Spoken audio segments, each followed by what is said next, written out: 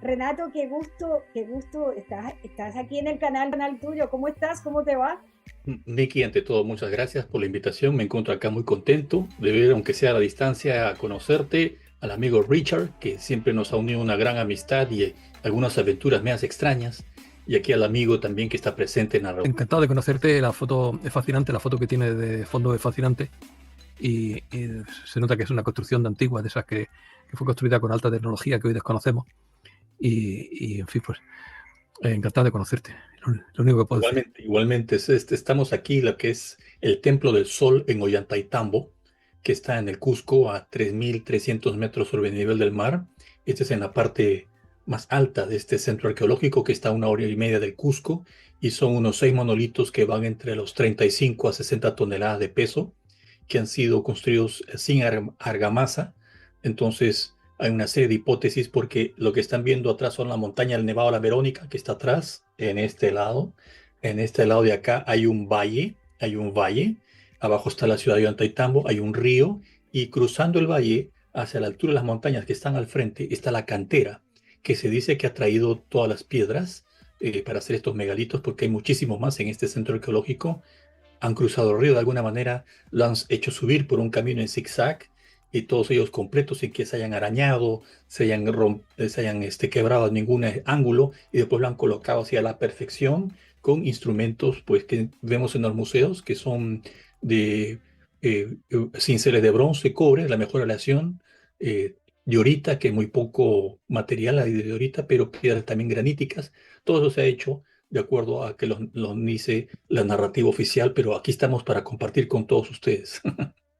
Quisiera que le cuentes a la gente, a quienes aquellos que no te conocen porque son muy poquitos, quién es Renato y de dónde eres y cómo nace esta vida que te lleva allí a toda esta historia increíble. Bueno, yo soy peruano de nacimiento, crecí, estudié allí, tengo estudios de sociología, leyes y ciencias políticas en mi país. Luego, yo soy una persona siempre muy curiosa, y como saben, en el Perú este es un gran centro de atracción arqueológica, turística a nivel mundial. Por lo tanto, yo en mi niñez con mis amigos del barrio nos íbamos montando bicicleta hacia las huacas o centros arqueológicos que están en Lima, que ahora pues están en medio de la ciudad, rodeado de edificios de 8, 10, 12 pisos, y están allí centros arqueológicos de 1100, 1200, 1500 años de antigüedad, que son un promedio de más de una docena. Entonces yo iba a las dos más cercanas, que se encontraban cerca de mi ciudad, cerca de mi distrito, y me ponía a hacer mis travesuras con la bicicleta.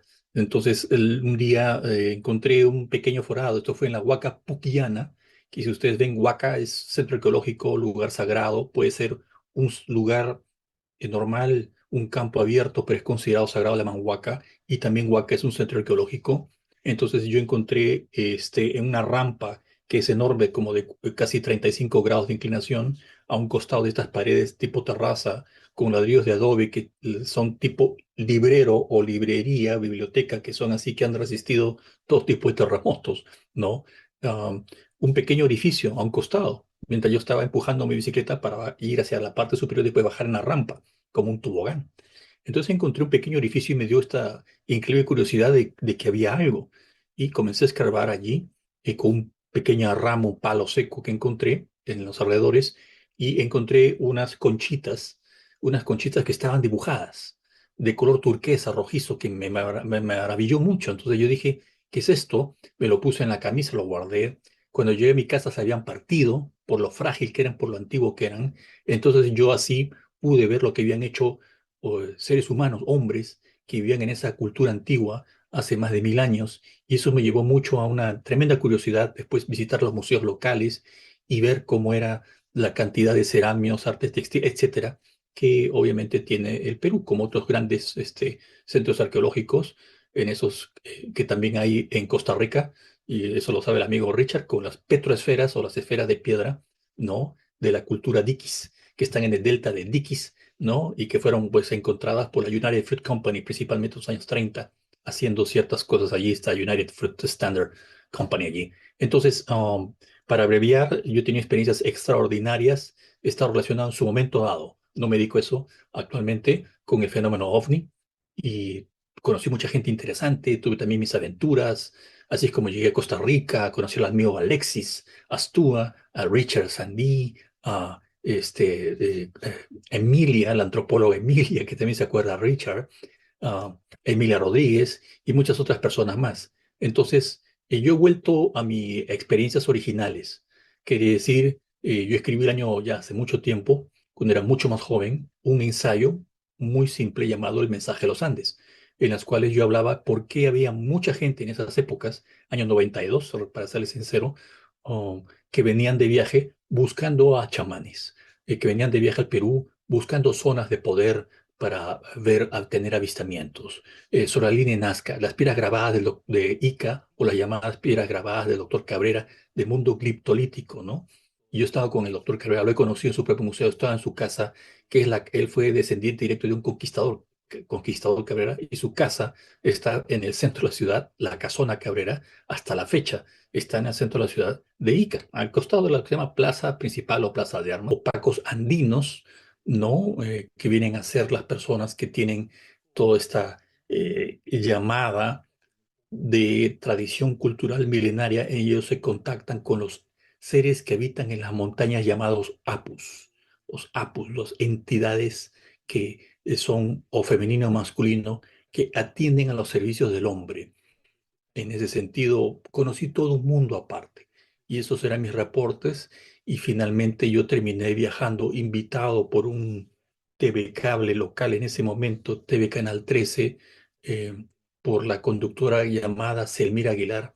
eh, Terminé yendo a la isla de Pascua a hacer un trabajo allí de unos 12 días y conocí al señor Claudio Cristino, que es actualmente el jefe del Departamento de Antropología, Arqueología y la isla de Pascua, en las cuales hicimos todo un tour especial para este programa y el programa continuaba hacia Morea, Tahití, Bora Bora, en la Polinesia, pero yo decidí quedarme. El resto del equipo de filmación se fue, yo me quedé porque el jefe de LAN Chile, del aeropuerto, el único aeropuerto internacional de esta remota isla, a más de 1.200 kilómetros de las costas del Perú, con un lugar que se llama Ajuvinapú, ¿no? Que es exactamente una muro inca megalítico, es lo mismo que existe en los Andes. Yo tuve la oportunidad de verlo de cerca porque tenía un permiso especial, etcétera, etcétera. Entonces, todo esto me llevó a visitar también México, me llevó a visitar Costa Rica, obviamente he estado como 4 o 5 veces en Costa Rica, Bolivia, ¿no? He estado también, obviamente, en Chile, he estado pues en diversos estados, actualmente radico en California y he escrito posteriormente el libro en el 2005, lo publiqué, Dioses del Pasado, Enigma de la Arquitectura Inca. Son los libros que he publicado. Hay un tercer libro también que está del castellano, traducido al inglés y también al italiano, que se llama Presencia extraterrestre y nuevo orden mundial. Entonces, eso fue publicado ya en el 2012, sí, 2012, ¿no? Actualmente estoy preparando un nuevo libro y si me permiten, voy a traer los dos libros para que vean que esto es parte y explicarle un poco más mi trabajo. Les voy a traer los dos libros que están acá. El mensaje de los Andes en 1992, lo pueden ver acá. Ya. Así se ve mejor. Y este es Dioses del pasado, enigmas de la arquitectura inca, donde ya voy de lleno a lo que viene a ser diversas hipótesis que tienen que ver con la arquitectura megalítica del Cusco, en el Perú, en las cuales hay dos vertientes muy claras, que es la narrativa oficial, que nos dice que lo hicieron los incas, y la otra que es mucho más antigua y ya respaldada por algunos investigadores, en las cuales se dice que los incas encontraron ya esta infraestructura completamente construida, ellos la reconstruyeron, la rehabilitaron y la respetaron. Entonces, los muros como que vemos atrás de Ollantaytambo son tremendas proezas porque no hay más espacio. El resto es una caída prácticamente hacia lo que es el valle. Hay camino y todo. Hay terrazas y andenes con unas escaleras interminables para subir desde el primer nivel, que es la ciudad misma de Ollantaytambo, que hasta ahora se mantiene con arquitectura inca. Entonces, esto me llevó, para abreviar, a conocer gente con la presentación de mis libros y posteriormente hacer viajes en distintas partes del mundo, dar conferencias y continuar con este trabajo. Decidí darle más fuerza a mi canal de YouTube, que tiene mi nombre ya como Longato, donde encuentran todo este tipo de información con respecto al trabajo del megalítico andino, que también incluye Egipto, porque también estuve hace 1 año y medio en Egipto, o hace ya prácticamente 1 año y medio en Egipto, donde estuve visitando estos grandes templos, lugares impresionantes, en los cuales ahí van a ver ustedes cómo la arquitectura megalítica es exactamente más grande, pero están pegadas sin argamasa y todos estos bloques megalíticos. Y eso me llevó, yo ya lo tenía pensado en 2005, a tener entrevistas, o sea, ha demorado mucho tiempo, al científico francés Joseph Davidovits, que es el presidente y fundador del Geopolymer Institute en Francia, en París, donde él postula que las piedras exteriores de las tres pirámides, Keops, Kefren y Miquerinos, así como en otras culturas, han sido realmente un antiguo concreto. Por eso es que se han podido hacer. Lo he entrevistado a él, soy el único latinoamericano que ha entrevistado a Davidovich, está en mi canal. Asimismo, el geólogo peruano Luis Guamán, que estuvo bajo el Geopolymer, los auspicios del Geopolymer Institute, visitando Pumapunku, extrajo muestras de determinar las famosas estructuras H, las losas de 120 y 160 toneladas de peso, en las cuales bajo microscopio y análisis se ha permitido encontrar que es un concreto porque tiene restos orgánicos, los cuales las piedras no tienen restos orgánicos porque es lava que se ha enfriado de distintos tipos, ¿no? Diorita, granito, andesita, etcétera, caliza. Entonces, mismo geólogo que lo tengo también entrevistado, Pumapunku, Misterio Resuelto, se llama el título. Él habla allí que al principio no creía en la historia de la investigación también de Joseph Davidovich, pero una vez que ya viajó, tuvo pedazos, muestras cedidos con permiso del Instituto Nacional de Cultura de Bolivia, se dieron cuenta que su interior era una argamasa, un concreto, por eso es que pueden hacerse todo este tipo de cortes impresionantes y hay una serie todavía de interrogantes que tienen que responderse, merece un mayor trabajo, pero la composición es la misma. Entonces, eso se llama modernamente geopolímeros o geopolímeros, y mismo Joseph Davidovich ha demostrado en sus canales de YouTube y en sus presentaciones a través de su instituto que tanto las piedras megalíticas de Egipto, las que cubren la pirámide, que es la piedra exterior que es caliza, pues no fueron traídas de las canteras de Asuán, que están a 400 kilómetros al norte, sino que fueron producto de una eh, eh, como pulverización. Lo han pulverizado, lo han convertido en polvo, lo han filtrado, le echaron una serie de fórmulas que ya está confirmado y por eso se concentró en un bloque. Esos bloques no tienen medidas, algunos son más cortos que el otro, como que cada uno era, por el material que tenían, la cantidad, podían hacerlo. No hay una medida estándar. Pensamos modernamente que tienen que ser como los ladrillos, que se compran 1 millar y todos tienen una medida exacta. No, son poligonales irregulares, lo cual es más difícil construir. La misma técnica, de acuerdo a Davidovich, fue utilizada por los incas y no se sabe cómo han llegado a tener ese conocimiento los incas.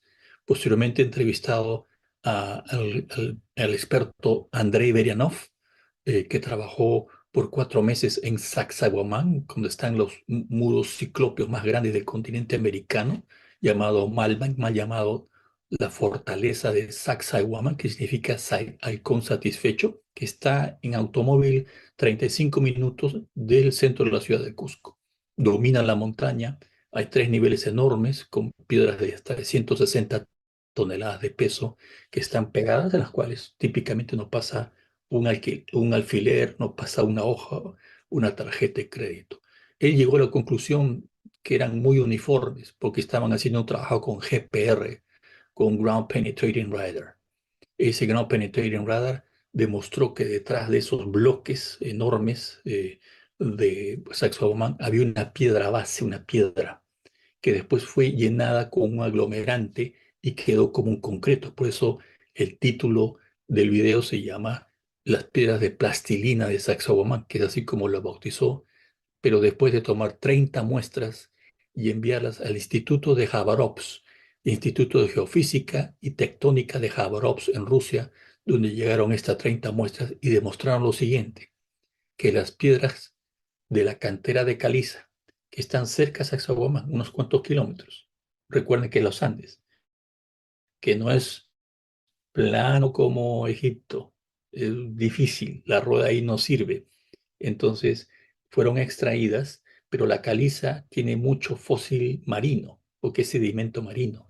Estas piedras de Sacsayhuamán son limpias, son uniformes, tienen un gris que siempre se mantiene presente, no hay fósiles. Entonces, ¿qué significa? Que se llegaron a la conclusión, yo tengo el reporte que mismo Berianov me entregó, que es el mismo reporte que se entregó al Instituto Nacional de Cultura de Cusco, en los cuales la caliza fue pulverizada, fue filtrada, se le agregó un aglomerante, creando un superconcreto, un geopolímero, lo cual pudieron rellenar mediante bolsas o algún tipo de material que exactamente no se conoce el procedimiento exacto, porque no hay escritura. El problema de las culturas precolombinas andinas y el Imperio Inca no dejaron escritura.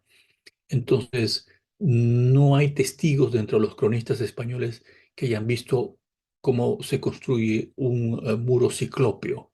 Y ya hay personas que creen que esto es mucho más antiguo que la cultura inca, que simplemente estuvo 90 años en el poder, desde 1490 más o menos hasta 1532 que llegaron los españoles. Entonces, se les atribuye todos los grandes trabajos. Y la base de eso es lo importante, es que estos geopolímeros o antiguo concreto andino no solamente están presentes en el Perú, sino están en otras partes del mundo, inclusive hasta en Turquía, ¿no? Y posiblemente hasta en diversas zonas de Europa. Y también hay de estos restos megalíticos sumergidos bajo el agua. Entonces, estamos frente a algo interesante. Yo me dedico a esto, obviamente eh, vivo en California, pero viajo mucho al Perú cuando puedo y últimamente mi último viaje fue a Europa.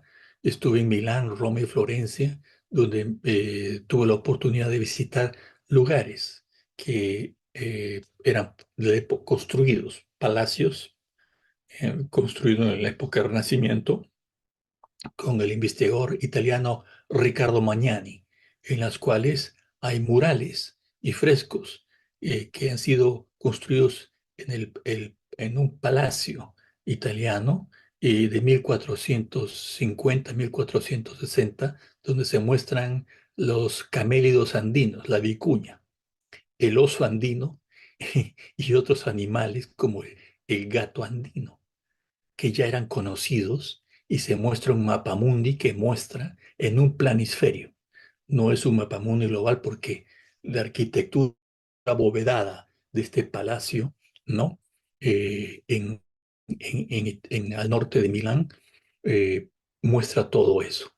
Obviamente en el recorrido turístico no sale esas partes, ¿no? Ustedes van al website de este lugar y pueden allí, no se muestra este tipo de pinturas, a menos que uno esté presente y vaya presente allí.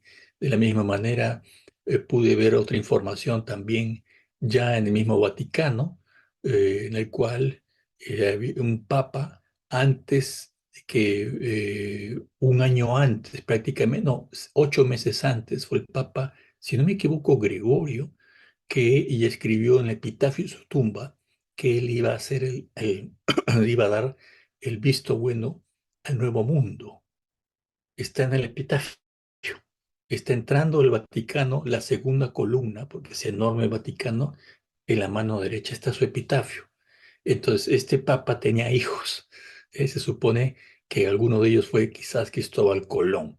Hay mucha historia detrás de esto, es un tema bastante rico y complejo, pero todo apunta, todo indica que las grandes familias, los mecenas del Renacimiento, como los Medici y a los Sforza, conocían y tenían acceso a rutas y mapas, como también ya la tenía Colón en su momento.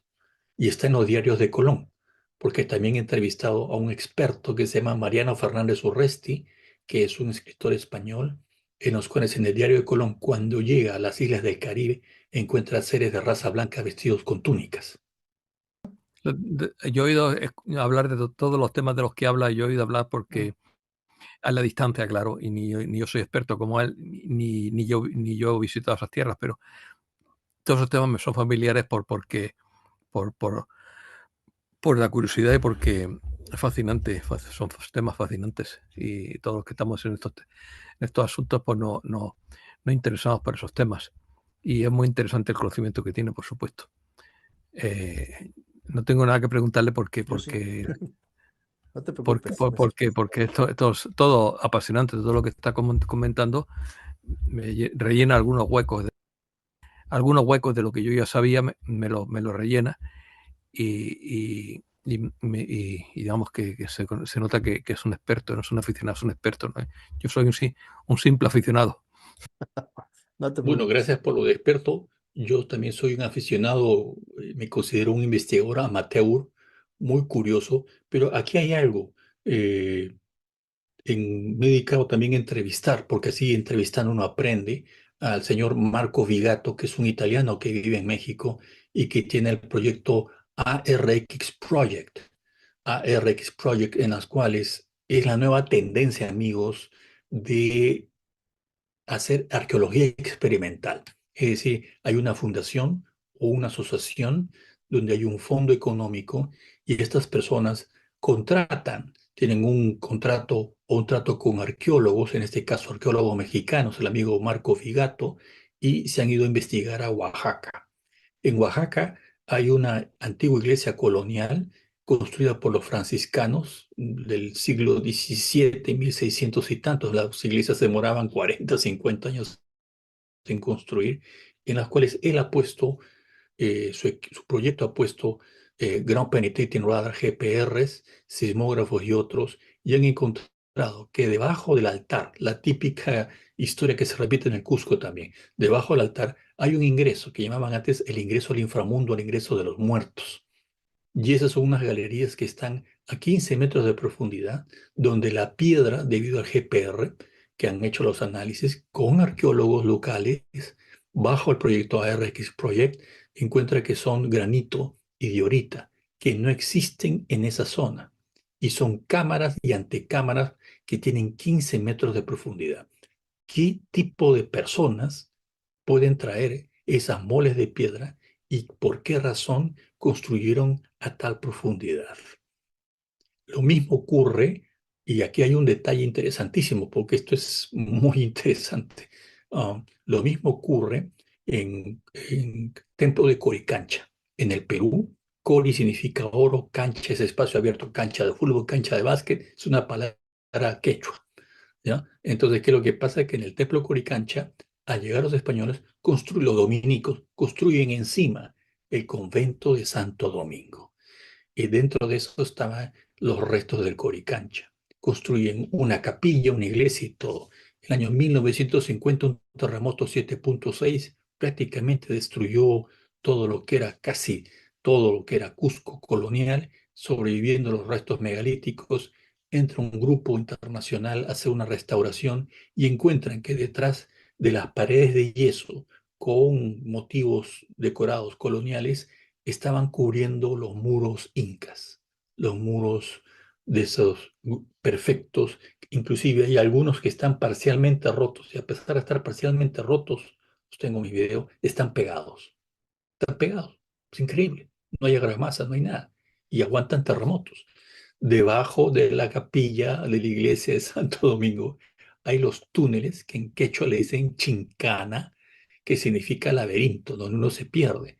Y ahí hay una serie de túneles que vendrían desde Sacsayhuamán, que está en la montaña, como a 30 minutos de la ciudad en automóvil, 35 minutos del Cusco, irían a la Catedral del Cusco, que era el antiguo palacio Inti Cancha, el Inti Sol Cancha, el palacio de los Inti Cancha, que están en medio, Sacsayhuamán, hay una galería subterránea, Catedral del Cusco, 5 o 6 cuadras, el templo de Coricancha.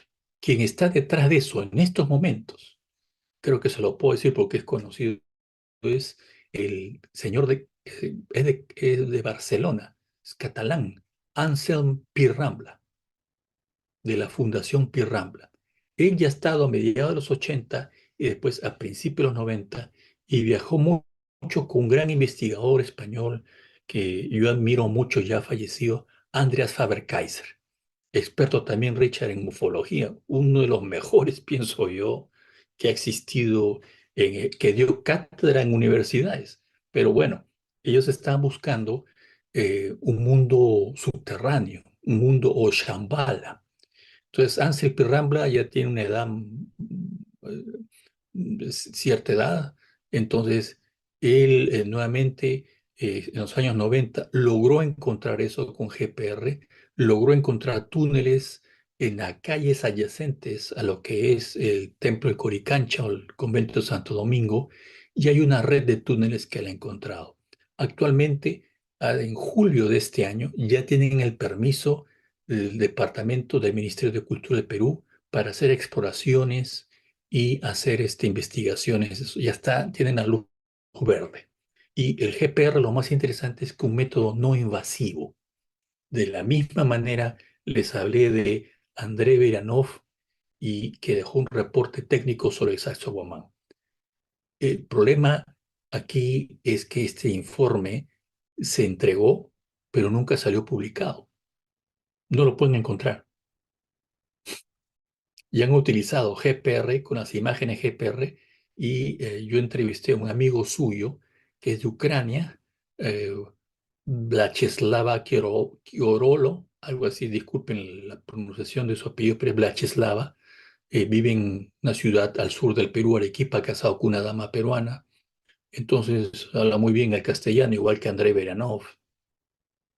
Ellos estaban trabajando con GPR de la compañía Geotech, puedo decir los nombres todo, con grupos de rusos y peruanos, porque estaba colapsando una parte de Sacsayhuamán, se estaba hundiendo porque había una filtración de agua. Y eso está apuntalado con vigas de acero para que no colapse, porque estos megalitos no lo levanta nadie si se caen. Lo curioso es que detrás de la zona de Sacsayhuamán hay una zona que se llama Cocha Chincana. Cocha es un lago, que es un círculo, que yo hace muchos años lo veía porque ahí jugaban fulbito los fines de semana la gente. Ahora está prohibido, ¿no? Entonces, hicieron solamente en ese lugar, digamos, unos 50 metros cuadrados a 60 metros cuadrados, porque es un círculo que tiene como gradas y está bajo el nivel del suelo, no mucho, digamos 1 metro más o menos, ¿no? Un poco más puede ser, pero es un círculo. Dicen que era un reservorio de agua. Esa es la versión de unos. Entonces, al pasar el GPR por ahí, que lo han pasado por todo Sacsayhuamán, ahí fue donde él se dio cuenta. Dijo, ¿por qué la uniformidad de estas piedras? ¿Por qué no hay fósiles en la caliza? ¿Por qué tienen todos este gris? ¿Por qué todo es tan fino? Por eso sacó 30 muestras con permiso. Con el dinero de ellos, lo enviaron hasta Rusia y se dieron cuenta que era caliza pulverizada, es decir, lo habían hecho polvo. Ahora bien, en la Cocha Chincana pasan el GPR y a 15 metros de profundidad encuentran un túnel que no es una anomalía geológica con cámaras y antecámaras construidas por mano inteligente, mano humana. Eso está, quien está detrás de eso ahora es Ansel Pirrambla. Sí, sí, sí. O sea, estamos hablando así en castellano, que tenían la tecnología para hacer muros instantáneos, porque entonces los tenían hechos pues, polvo, los llevaban, simplemente les echaban alguna solución, agua, no sé, un catalizador de algún tipo y formaban el muro a como ellos lo querían. Sí, De sí. dónde sacan esa tecnología? Bueno, esa es una excelente pregunta. Y lo curioso de todo esto es que Joseph Davidovich hizo estas investigaciones primero en Egipto. Ujú. Entonces se dio cuenta, porque ya había sido hecho una investigación por un premio Nobel llamado Álvarez, de apellido Álvarez, pero es norteamericano, pero con apellido español. Y encontró, haciendo una proyección, en las piedras bajo no sé qué equipo sofisticado en su momento que contenían mucha agua. Los megalitos de las piedras exteriores, la piedra caliza de la segunda capa, la primera capa, la piedra ya ha sido vandalizada. Fue para Ujú, construir templos musulmanes y todas esas cosas allá en ujú, Egipto. Entonces, la piedra caliza que vemos, ¿no? Esa es la piedra que realmente encontraron mucha condensación de agua. Entonces, ¿por cómo puede tener tanta agua? Entonces llegó a la conclusión Davidovich de que era, como es un experto geólogo también, llegó a la conclusión de que estas piedras eran un concreto. Entonces, en vez de traer los moles, las trituraban, no se sabe cómo. La única opción natural, utilizando elementos de la época, de acuerdo a Andrei Berianov, que tengo como 3 entrevistas en inglés y en castellano con él, es que hayan utilizado esos enormes esos cuarzos, los cuarzos enormes que parecen como una especie de obelisco, así un pentágono, una cosa así. Entonces, hayan podido moler la piedra caliza, porque es más duro el cuarzo. Pero al llegar a pulverizarlo como un cemento en polvo, se le agregó un aglomerante que es desconocido. Hay dos tipos, de acuerdo a Davidovich. Uno orgánico, hecho con frutas, limas, hierbas y otros, y la toba volcánica en Irazú, en el volcán Irazú, allí en tu país. Entonces, alrededor del cráter hay piedras. Algunas de esas piedras son como piedra pómez. Son ajá, como fáciles de pomes. triturar. Claro, entonces esa es la toba volcánica que también se le ha echado, porque ahí cerca a Tiahuanaco, Pumapunku, el cerro Capia, bueno, antes era toda una sola región, ahora está dividido la frontera con Perú y ahí traían mucho, pues un volcán apagado, todo ese material, le echaban un aglomerante que es un aglomerante orgánico, por eso encontraron restos orgánicos con el microscopio electrónico, Luis Román y Ralph Davidovich, hijo de Joseph Davidovich. Esa conclusión llegaron en el 2017, pero en el 2012 llegó a esa conclusión Andrei Berenov 5 años antes, en el Cusco. Y lo que sucede es de que en ese momento él dice, yo no sé cuál es exactamente la fórmula, pero esto es artificial. Es como tú dices. Entonces, usaron algunos moldes. Es altamente posible que estos moldes hayan sido algún tipo de cuero o algún tipo de tejido rústico muy fuerte que eran como bolsas. Por eso ves esos muñones o knobs que le llaman, que sobresalen siempre en la parte inferior de las piedras, que serían como un desahogo una vez que vertían como un concreto armado todo esto, esperaban un estado semisólido, lo iban puliendo, por eso por el peso de la gravedad quedaba pegado. Entonces, la misma técnica, mi estimado amigo, pues a mí la que más me sorprendió de todas, primero por la antigüedad, primero porque fui a verlo, fue el Ajubinapú, el muro inca, el famoso muro inca en la isla de Pascua, y el segundo, el Templo del Valle, en Egipto, que es la entrada obligatoria para ir a la Esfinge.